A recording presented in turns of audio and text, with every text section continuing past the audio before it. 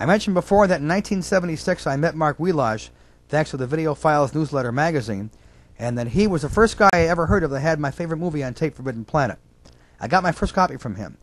I now have a laser disc of the movie in letterbox, which I have not even touched on. Letterbox format with the bars at the top and the bottom has become my favorite way to watch movies, and I guess a lot of people agree with me because it's an up-and-coming thing. And I've got many versions of this movie on tape. I got a pan and scan version, of which means full screen. I've got a letterbox version on tape off like a $125 laser disc with outtakes and everything on it. Scripts, behind-the-scenes photos, everything. It's just incredible. The earliest TV show I have on tape. What's the oldest TV show in my collection? It's a 1949 Life of Riley, not with William Bendix, with the late Jackie Gleason. And I'm very proud of that. I got that from, I think, WPIX in New York from, again, a trade I did years and years ago. When I first began collecting, I put the good old-fashioned Dymo label tapes on the video cassettes. I stopped that in the early 90s when I went to the electronic P-Touch labeling system, which was much quicker and I think much more durable. But that's how I've changed labeling over the years. In fact, when I began my collection, I color-coded them from the beginning. I'm still doing it. All the blue label tapes are TV shows. All the red label tapes are movies. And anything that doesn't fit is in green. Camera tapes, video convention tapes, TV specials, whatever, are all in green. Everything else has its own particular color. What else? I've taped moving. When we moved from our house to our apartment to our house in '81, Mickey and I taped Moving Day. I taped our apartment, the 3 U-Haul vans full of all our stuff, our house, the day it looked when we moved in, how it looked the day that we moved in. I'm getting tired.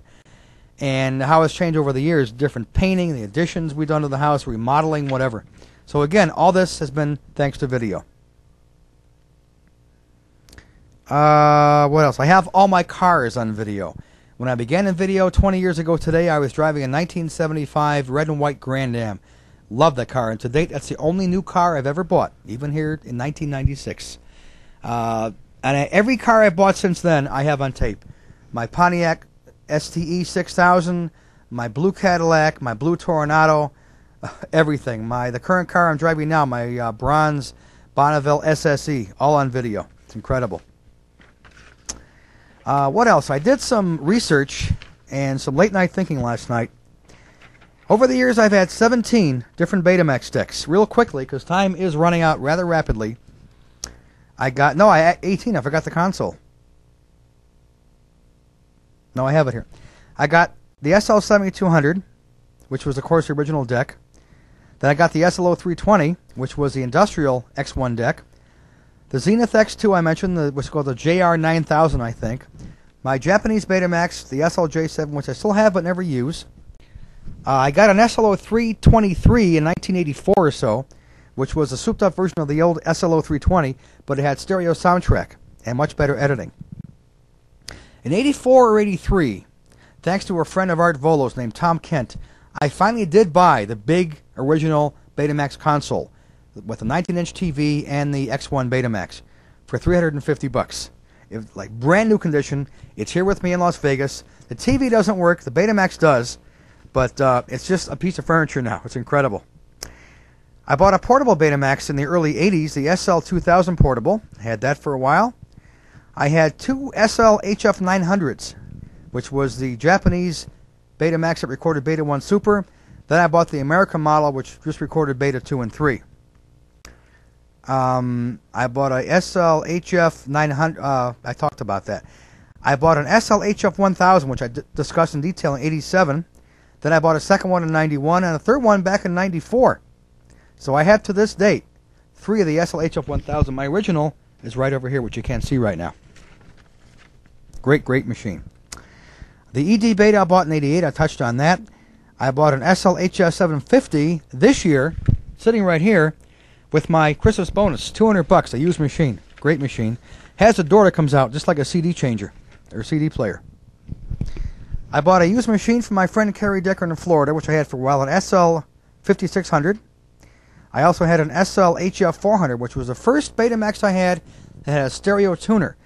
because when TV stations went stereo in the mid-'80s, VCRs also went stereo with their tuners, so you could pick up stereo stations in stereo. So I finally got one of those. I've had 5 different VHS units over the years. I had a Quasar VHS made by Matsushita, whatever the hell it is. Lasted me a long, long time. I had a Toshiba SVHS machine for a while. I have still currently a Panasonic Super VHS machine, which I've really put through the paces. This thing has edited every wedding since 1992, and I did quite a few of them back then. I had a Sony Hi-Fi for a while, and finally I bought a Mitsubishi Hi-Fi, which I have up there, which is not a bad machine.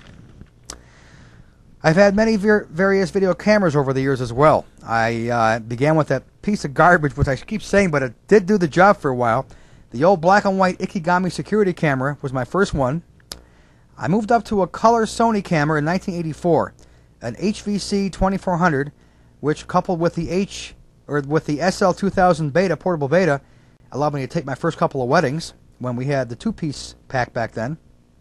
86, I finally bought what they call the camcorder, an all-in-one, one-piece camera recorder. And that was a Panasonic PV300, which I just sold this year, oddly enough, which, of course, was a VHS camcorder. In 92, I bought a Canon A1 Digital, which was my first entry into the high 8 or 8mm field. Sold that to my son about 2 years later, and in 94, I bought a Sony V5000, which is making this recording right now. I may be buying another camera this year. I want to trade in this V5000 for a smaller handheld Sony Handycam High 8, but this remains to be seen. I've talked for 50 minutes straight, and I'm really, really worn out. I think I've touched on almost everything. I haven't left too much out. It took about 3 days and nights to put all these notes together, and I just remembered I had a note that I made at work tonight, which I may have touched on. Maybe I didn't. What the hell was it about? Got them both. Okay, very good. Got them both.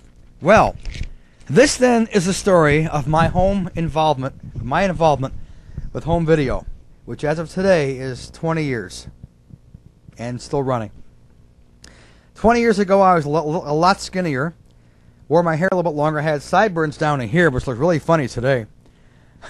Living in a dumpy apartment in Cleveland, Ohio, on Beachmont Towers, apartment 215, 27621 Chagrin Boulevard was the address.